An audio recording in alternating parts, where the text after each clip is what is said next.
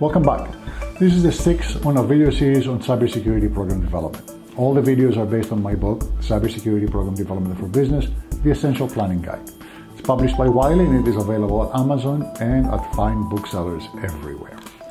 Today we're discussing environments. What do we mean by environments in cybersecurity? First, we need to know about your information technology environments. Think, where is my stuff type of questions. Your options so far are, first, on-premises or on-site. These are the servers in your office. Second, on a private cloud. The servers are in somebody else's building, but you have the only key to your own private office in that building. Third, on a public cloud. The servers are in somebody else's office. Many people have keys to that building, and you don't have a private office there. And finally, on a hybrid cloud. The servers are all over the place. Some in your private office, some elsewhere and in somebody else's building, some in offices for which you have a key, and for some in public spaces. Using the cloud today, any cloud, is as inevitable as using a computer. It makes sense, it's scalable, affordable, etc., etc. It's also a security nightmare. There is no cybersecurity professional that I know that wouldn't rather have you keep your stuff under lock and key in your own secure data center than having it spread all over the planet. But the fact is, the cloud is here to stay, and we need to protect it like any other asset. A good starting point is the ENISA Cloud Computing Security Risks Questionnaire. In it, you'll find questions like, how does the cloud provider manage network and information security risks? Which security tasks are carried out by the provider, and which type of security incidents are mitigated by the provider? How does the cloud service respond to natural disasters affecting data centers and connection? How does the provider ensure that personnel work securely? How is physical and logical access to customer data or processes protected? How do you ensure software security? How is the physical and logical access to customer data or processes protected? Which national legislation and or foreign jurisdictions are involved, for instance, due to the physical location of the data center or the cables? It's important not to fall in love with the provider's promises. Stay vigilant. If you don't like the provider's answers, look for a different provider. The second environment we are very concerned about, and it's the one that's created by the Internet of Things. For our purposes here, IoT means every device that's connected to the Internet regardless of its location or function, from nanny cams to SCADA, supervisory control and data acquisition systems in factories. If it's not part of our standard endpoint definition, computers, phones, tablets and the like, but it's connected to the Internet, it's IoT. What do you need to do? First, you need to do an exhaustive inventory of all of your IoT devices. Connect with your IT people first. Then loop in all of the relevant departments, example, facilities, security, audiovisual, etc., and go through every device in your environment that's Internet enabled. What do they do? Why are they there?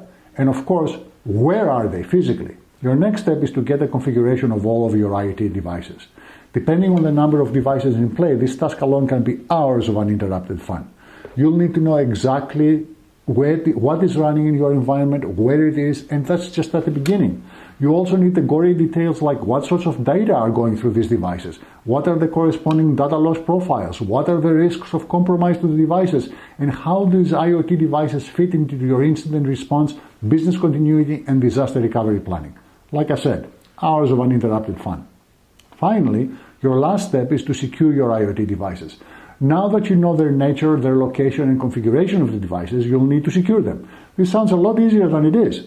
Some of these devices do not have any security capabilities at all because the manufacturers, driven by low margins, couldn't care less about your security, or patching, or software configurations. That leaves you holding the bag.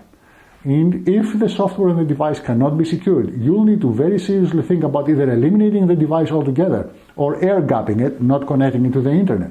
No matter what you do, make no mistake, IoT devices can prove deadly to your cybersecurity program. Take them very, very seriously. Moving on. The last environment that we need to consider is distributed workforces. Essentially, where are your people? It's not surprised that modern workspaces seem to be doing away with the concept of the office. More and more people are taking advantage of the Internet to collaborate from locations all over the world. Sometimes these arrangements mirror employer-employee relationships. Other times it's a collection of freelancers coming together for a project. The fact is, the way we work is changing in a fundamental way, and the way we view cybersecurity over a distributed workforce needs to reflect this new dynamic environment. What do you need to do? Well, since you can't control and frequently your company does not provide the devices that all of these remote users and freelancers use, you are going to have to create a framework to secure this environment. Create legally binding agreements, for example, between employees and their use of the equipment that's accessing your corporate assets. Create and communicate clear policies, standards, procedures, guidelines for information technology use and corporate systems access. Have clear, timely onboarding and offboarding processes for all employees, even freelancers. Provide cybersecurity awareness training for all employees, no matter where they are, and maintain that throughout the year. Deploy a wide range of controls, including a well-tuned security information and event management system and a data loss protection system. And finally, make sure that you have segregation of duties strictly enforced across the company. Access to assets should always be on a need-to-know basis and evaluated frequently. For more information, please watch the rest of my short videos and check out my book, Cybersecurity Program Development for Business, The Essential Planning Guide. You can also reach me directly and ask me questions by visiting cybersecurityforbusiness.com. Thank you.